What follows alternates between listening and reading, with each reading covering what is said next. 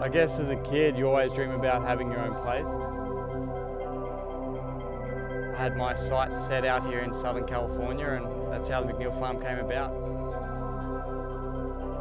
For me, McNeil Farm was a childhood dream to always have my own place to be able to train and ride. For me, having this property, I'm able to try and get the new kids, younger generation into freestyle motocross to be able to progress the sport. Obviously, like freestyle motocross in California has kind of died down from what it used to be, so it's cool now, like years later, being able to have my own place and be able to give back to these riders, be able to have riders come out. I guess trying to bring that culture back in Southern California, get like all the FMX guys back here, get some new up and comers and kind of get a scene back here again, that's kind of the hopes.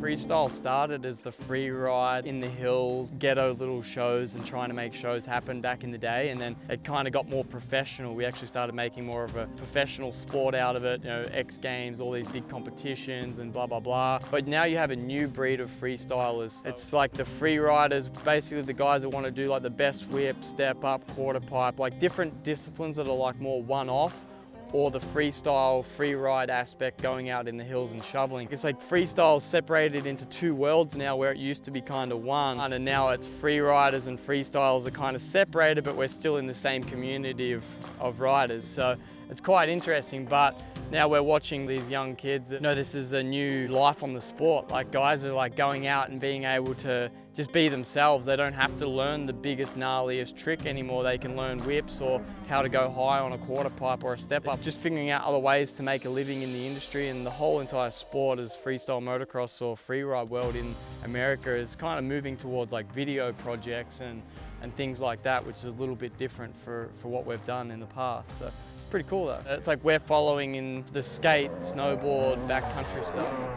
The design of this place was basically, I've got 10 acres. I've tried to make my course like super compact like a skate park, so I don't have stuff all over my property where it looks a mess. I try and have it super compact in one area with as much as you can possibly fit in that area. For me, I wanted to incorporate a track into the freestyle world. A lot of these supercross guys that have come out and jumped the ramps with me love coming out here because they can jump the ramp and then you can rail into the supercross track and ride the supercross track and then jump back into the ramp. So it all flows. Being able to give back to the community that's helped me get to where I have gotten, it's amazing. A lot of people will hit me up on social media and like, oh, I want to come out. I want to be there. I deserve to be there. I need to be there. I need to flip. And it's like, it's not how it works, guys. Like, you kind of need to meet people and get to know people, and that's how this community works. And, you know, riding's very important, but getting out and actually putting yourself on the line and introducing yourself to people and meeting people through people. In our industry, networking is one of the best things that you can do for yourself. I mean, I guess I always wanted to do a backflip since I was a little kid, never took it too serious. But I came to California, then I heard someone talking at a restaurant about doing a backflip at McNeil's place. I kind of had it in my mind, and then I talked to Dustin about it, and he said, yeah, that's only like 7 minutes away from here. We can probably get in touch with him, and there's a good chance it can flip too. And it was all kind of a joke to me, but on a serious note, I actually did want to do it. Basically, the whole thing came around. A-Rod hit up Jarryd on Instagram. That was so good. Sick, first go. Jarryd originally invited me. So, me and A-Rod, I don't know about me, but me and him maybe got to attempt a backflip, I don't know. What do you mean maybe? Garrett allowed me to come to his property and get the practice going. I know who he is. I've been following him, and you know, being from Venezuela, he's starting to build a name for himself in the United States. So we all kind of like take note. It's a small community, so we all know who's riding. I showed up to Jarryd's house, like not even thinking I was gonna do it. I was just gonna watch the boys do it, and Jarryd just got me. He's like, all right, come on up, come here, you, A-Rod, come on.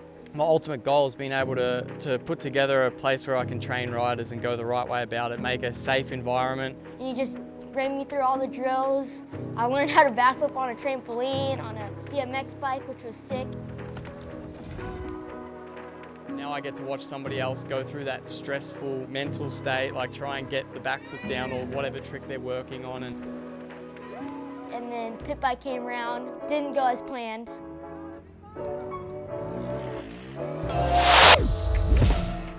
super stoked that Jarrett's helping me out through it and stuff, like guiding me through it, doing all the steps and stuff. So pretty excited, a little bit nervous. I get enjoyment out of watching people progress. Yeah, Jarrett was super welcoming, but the steps that he walked me through definitely gave me the confidence. You know, starting at the trampoline, then to the BMX,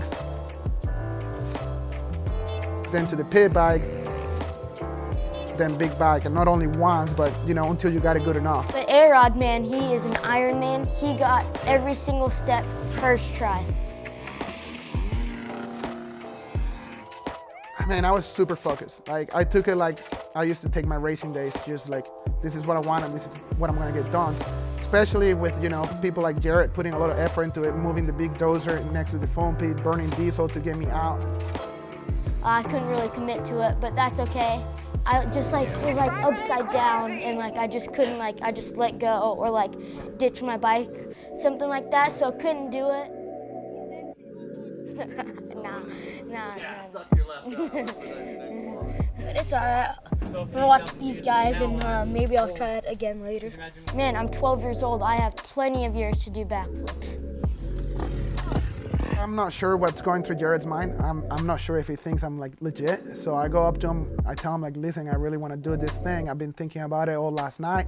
I'm thinking of doing it on the super kicker that you have set up into the hip. And it was a little longer than what I have been doing into the foam pit. And then he right away tells me like, no dude, like I'll get a better setup going for you. Like you'll hit it 3 times or 4 times, whatever you want into the foam pit. And then as quick as possible, we'll pick up that same ramp and set it up into the dirt landing, so you don't have to lose momentum. As soon as I say I'm done with the foam pit, like I don't want anyone talking to me, like I'm gonna do this like I used to do racing and just focus on getting it done. Jarrett picks up that ramp, brings it up to the dirt landing, we measure it out. I probably slept like 2 hours. I'm not gonna lie and say that I wasn't scared because I was pretty scared. So after I put my helmet on, just everything went silent for a little while.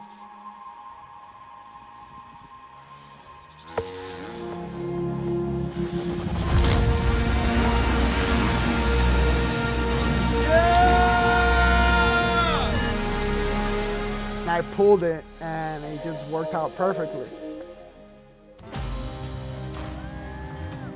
I wanted that so bad that that's probably my second best accomplishment. Even though I've top 5 on a world championship race and I've top 5 supercrosses, it's just something that I wanted so badly personally that that's why it ranks so high up there.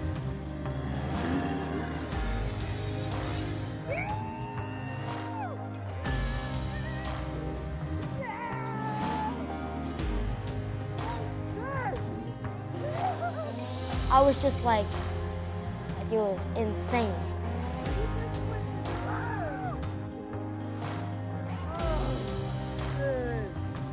You got me nervous. You got me so nervous. Perfect, dude. Solid. Hell yeah. You're the first big bike to split here.